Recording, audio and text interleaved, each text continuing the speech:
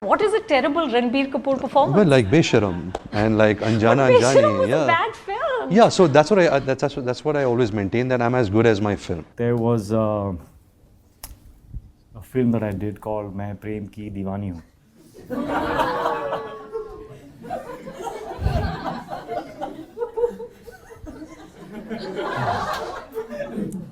Okay. These are the reactions of two of my favorite actors from Hindi cinema reflecting on their most criticized films. A clear sense of objectivity and, more importantly, having a sense of humor regarding the unanimous criticism that the film received. This is still the case of actors reflecting on performances that were a part of films that were roasted, not only for their part, but holistically. Both films, Besharam and Main Prem Ki Deewani Hoon, are not in anyone's book of great films. So these are actors who are associated with projects that are essentially a sinking ship, because none of its aspects are truly working to conjure up an entertaining experience for the audience. This is also true for an actor like Shahid Kapoor, who has reflected on his performance in Batti Gul Meter Chalu and exclaimed that he found his performance to be cringy. Again, a movie that was rejected by the audience. On the more exaggerated and extreme claims by actors, I think Twinkle Khanna dismissed her entire filmography, stating that she was just a terrible actor who needed an excuse to retire. While I reference all of these movies, these are still films, if you revisit, that don't really have much going for them. The performances are almost an extension of the quality of the direction and storytelling. But what if there are performances that are lackluster but in movies that had a lot of potential? What if you sit through some of the movies and could change one aspect of it, which includes the casting? Would it drastically change the quality of the film? This is the thought that I had, especially when thinking about Rashmika's role as Yesubai in Chhaava, on how the otherwise engaging film indeed could have largely benefited from a more appropriate casting of a Marathi actress, native to the land and fluent in the language and its intonations. This made me think about several examples where I believe the movies could have been elevated to another extent, probably leading to a complete overhaul or change of perception if the filmmakers just cast someone else. So here is Tried&Refused Productions with 10 Bollywood movies that deserved better casting. Aamir Khan in Laal Singh Chadda. I think it's important to get the cat out of the bag immediately so that one can have a sigh of relief, because it is the most discussed role that just seems misplaced in a movie that had its heart in the right place. You know, I consider Aamir Khan to be one of the brightest minds from Hindi cinema, a man who has consistently pursued the marriage of commerce with compelling storytelling. I sometimes wonder how Aamir Khan got the pitch of Laal Singh Chadda so wrong. This is a film that showcases an extremely earnest and beautiful performance by Katrina Kapoor, and if you were to rewatch the film again, you would be shocked to notice on how the pitch of Aamir's performance as Laal is actually completely inconsistent, not aligning with the initial or concluding moments of the film. Ahmed Ibn Umar as young Laal is extremely subtle even in his eccentricities, and this is true for an older Laal played by Aamir when him and Rupa get married. However, it is the major crux of the film where Aamir and his wide-eyed antics almost take us away from the heart of the film, where a portrayal that was intended to make us empathize with him just came across as gimmicky and over the top. I don't think a fresh casting would have helped here, but I believe Aamir just understanding the memo would have led to Laal Singh Chadda getting much deserved love because the story is beautiful. Anushka Sharma in Jab Harry Met Sejal. This is a movie that I often revisit to understand if there was a silver lining somewhere there. Would the film be more effective if we had a deeper exploration of Harry's past and why he chooses to have an apathetic approach to life and refuses to be vulnerable? And I realized that it is probably the least effort that Imtiaz Ali has himself made regarding his characters and storyline. While Shah Rukh Khan's Punjabi accent was tough to get accustomed to, I really feel wholeheartedly that nothing was worse than Anushka Sharma's attempt at a Gujarati accent. Both its jarring pronunciation and a mediocre performance disconnected the audience for even seeking for any depth in this film if there was any, and the dynamic between Harry and Sejal was just stale at one point. I still get frustrated wondering about how the collaboration so many wanted in terms of SRK and Imtiaz Ali crossing paths with each other turned out to be such a dud. Shraddha Kapoor and Haseena Parkar. There is something very fascinating about the prospect of not focusing on the dreaded gangster Dawood Ibrahim, but his sister Haseena Parkar, an individual who stayed in India post the Bombay blast and dealt with the perception of the public about the infamous figure. This was a daunting task for Shraddha Kapoor, probably her most challenging role in her entire career. To portray the arc of a docile person initially, someone trembling with fear on her wedding night, to someone who had 88 cases of extortion and affiliations with the dreaded work conducted by the D Company. However, Shraddha's performance fell flat, sporting some terrible makeup caked up with bronzer and a puffed up face to denote a more authentic parallel with the real figure. The narrative almost took a backseat because the principal character just looked so out of place. The intensity was forced, the delivery slow like a snail, and Shraddha just lacked the range required for the role, making me assume that a more capable actor probably would have justified such a compelling role. Anupam Kher in Accidental Prime Minister. This is the classic case of actors having such an illustrious repertoire that they assume that they can kill it in any role and they can do nothing wrong and they are immune to criticism. This reminds me of the case when two actors, Michael Fassbender and Ashton Kutcher, were playing the role of Steve Jobs in two different films, and how both were so drastically different in their approach. While one refused to make it a mere imitation, the other was totally out of his depth. Anupam Kher's portrayal of Manmohan Singh in The Accidental Prime Minister was caricaturish at best, mimicking his walk and delivering dialogues with a high pitch and pace at which he speaks, more like a mockery rather than an earnest attempt, and the film turned out to become less about the exploration of the individual Manmohan Singh and more an attempt to portray him as a mere puppet to the system. Katrina Kaif in Jab Tak Hai Jaan. Hear me out.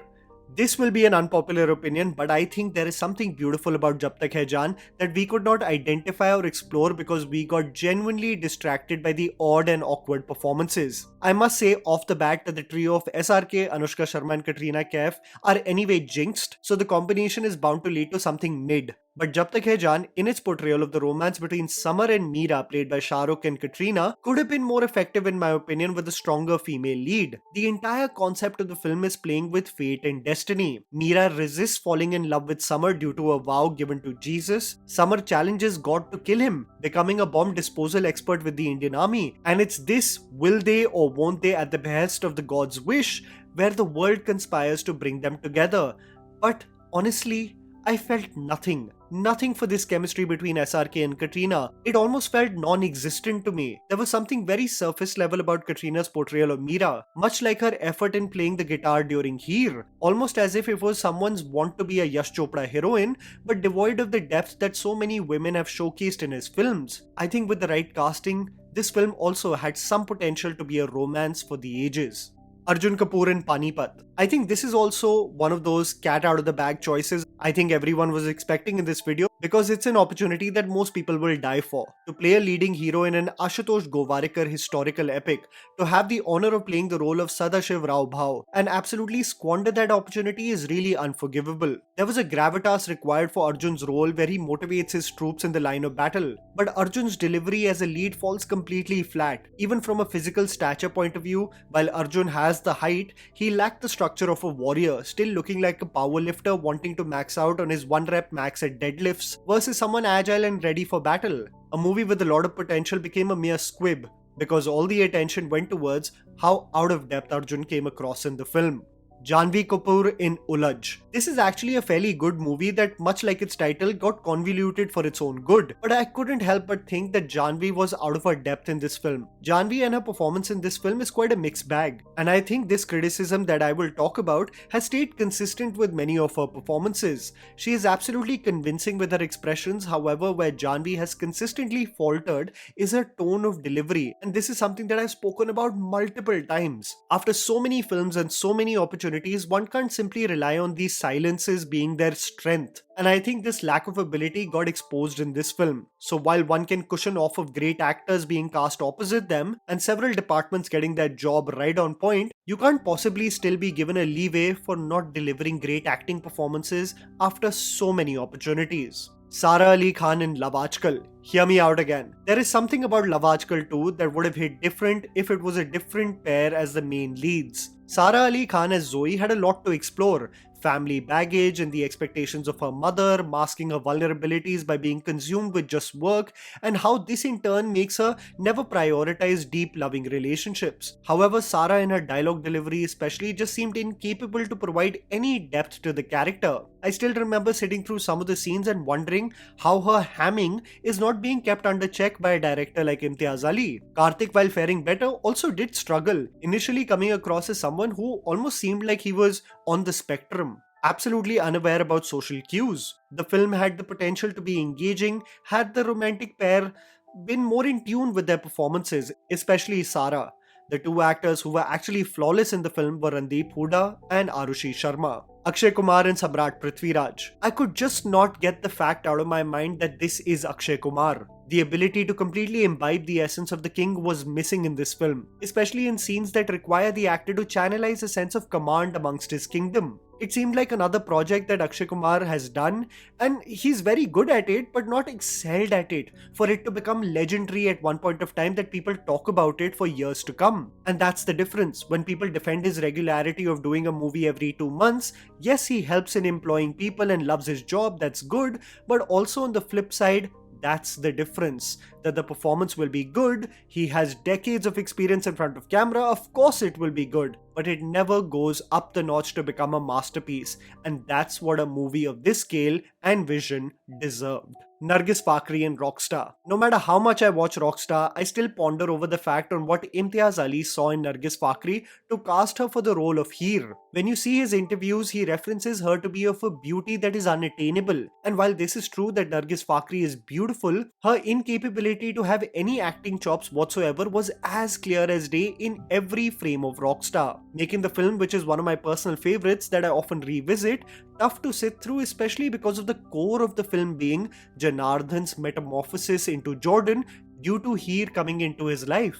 So if Heer is overacting in every frame, it almost takes away from the destructive journey our protagonist embarks upon. Yes, I forgive its fever dream-like screenplay structure because A.R. Rahman took me on a dreamy trance-like journey. Again, it would have probably been perfect with a different casting, making me also believe that Ranbir really carried this film with Imtiaz and ARR, and of course, the dubbing artist Mona Ghosh Shetty, who came in clutch to deliver coherent Hindi dialogues for so many actresses from the 2000s to 2010s. And that was the video, guys. Write down in the comments below of where do you think there were poor performances in movies that were actually good. Please don't forget to follow me on Instagram. The handle's right in front of you. Follow me at JammyPants4. Also, please support us by smashing the like button and subscribing to our channel for weekly content ahead. Thank you for watching.